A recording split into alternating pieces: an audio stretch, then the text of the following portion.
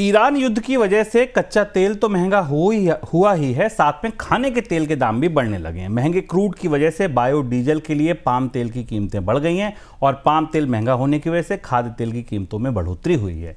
गुरुवार को मलेशिया में पाम की कीमत 2% बढ़ गया। भाव $1170 प्रति टन के करीब पहुंच गया। भारतीय करेंसी में कहें तो भाव 107 से 108 रुपए प्रति किलो के करीब है। सर, कहां महंगाई का दबाव दिख रहा है और क्यों?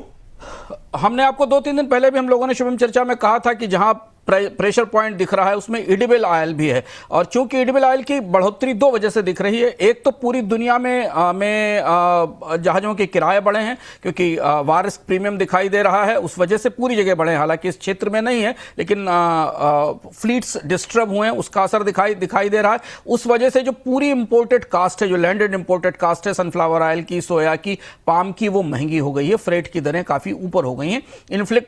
कॉन्फ्लिक्ट के चार्जेस भी बढ़े हैं और शिपिंग लाइंस भी थोड़ा डिस्टर्ब दिखाई दे रही हैं। और दूसरी जो बड़ी बात यह कि दुनिया के सारे देश अपने पास वैकल्पिक ईंधनों की तात्कालिक तौर पर कोशिश कर रहे हैं जिससे कि पेट्रोल डीजल के स्टॉक्स को बचाया जा सके, जो उनके पास भंडार बने हुए हैं उनको बचाया जा सके। और इसलिए पाम को बायोडीजल की तरफ कन्वर्ट किया जा रहा है और इस वजह से हमने पाम की कीमतों में बड़ी बढ़ोतरी देखी है। भारत करीब 16 से 17 मिलियन टन के आसपास एडिबल ऑयल का इंपोर्ट करता है और दोनों रास्तों से आता है, पूर्व से भी आता है और पश्चिम से भी आता है। इसमें खासतौर से ब्लैक सी और रेड सी के रास्ते से जो आने वाला हिस्सा है वो बुरी तरह फंस गया है। इसीलिए आपको खाद्य तेल की कीमतों में बाजार में तेजी दिखाई देने लगी। 100 रुपए तक की कीमत बाजार में दिख रही है। युद्ध की वजह से देश के एमएसएमई की मुश्किलें बढ़ गई हैं। कई सेक्टर में एमएसएमई के लिए कच्चे माल की लागत में बढ़ोतरी हुई है। तेल महंगा होने की वजह से पेट्रोल केमिकल महंगे हो गए हैं। इसकी वजह से पॉलीमर के दाम बढ़ गए हैं। प्लास्टिक, केमिकल, पैकेजिंग, टेक्सटाइल और डिटर्जेंट एमएसएमई को सबसे ज़्यादा मार झेलनी पड़ रही है। सर, पहला सवाल तो यही है कि इस सप्लाई चेन की संकट को कैसे समझें और असर कहां कहां है? ये सबसे गहरा संकट है और आमतौर पर क्या है शुभम कि हमारी चर्चाओं में तेल गैस सुर्खियों में रहते हैं।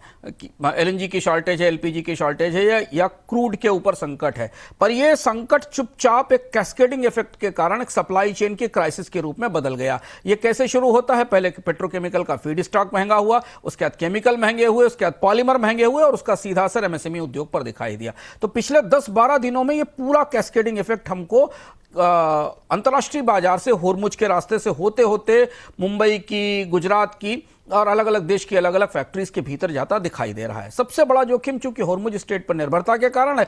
भारत के कुल इंपोर्ट का करीब 20% हिस्सा वहां से गुजरता है, जिसमें कच्चा तेल और एलएनजी है और एलएनजी का पश्चिम एशिया में हिस्सा 68% है।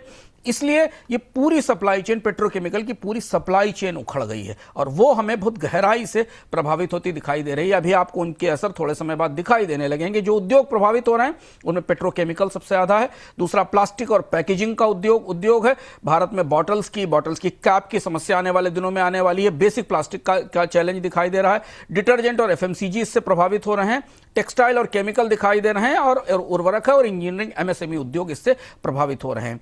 अगर आप एक टेबल देखें जो हम आपको दिखा रहे हैं, पेट्रोकेमिकल में कच्चे माल की जो सबसे बड़ी समस्या है वो उसमें कई केमिकल्स पूरी तरह आयात पर निर्भर हैं, जो आपके सामने दिखाई दे रहे हैं, जो होर्मुज के जरिए आते हैं। इथाइल ग्लाइकोल है, मेथनॉल है, नेफ्ता है, इनकी बड़ी आयात, पॉलीप्रोपिलीन है, एलडीपी है, पीवीसी है, इनकी सबकी कीमतें भारतीय बाजार में बढ़ गई हैं। और ये वो केमिकल की बैकबोन है, जो बैकबोन आपके घर पर आने वाले सामान्य खाने को पैक करने वाले प्लास्टिक से लेकर बहुत हाई प्रोफाइल केमिकल्स बनाने, दवाएं बनाने और यहां तक फार्मास्यूटिकल तक में इस्तेमाल होती है। ये बड़ा प्रेशर पॉइंट है जो सुर्खियों से बाहर है। इसे हमने गहराई से आपको बताने की कोशिश की है।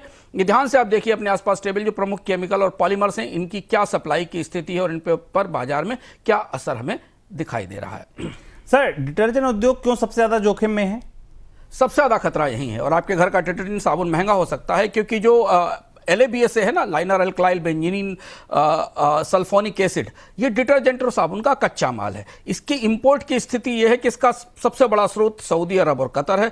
कीमत इसकी तेजी से बढ़ी है क्योंकि इसकी आपूर्ति होर्मुज बंद होने के कारण और सऊदी अरब पर ईरान के हमलों के बाद पूरी तरह टूट गई है। LAB की सप्लाई क्रूड नाफ्था बेंजीन और अल्कलाइन बेंजीन की जो सप्लाई चेन है उस पर निर्भर करती है और इसीलिए कच्चे तेल की कीमत बढ़ते ही एमएसएमईज के लिए, इस उद्योग की ज्यादातर ये इसका उत्पादन, डिटर्जेंट का उत्पादन एमएसएमई करते हैं, वहां की लागत 50% से ज्यादा बढ़ गई है। तो ये दूसरा उद्योग है जो रडार के नीचे है, जिसको सीधा असर दिखाई दे रहा है हमें इस होर्मुज के संकट का। और सर, ये टेक्सटाइल और केमिकल उद्योग का संकट कैसे समझा जाए?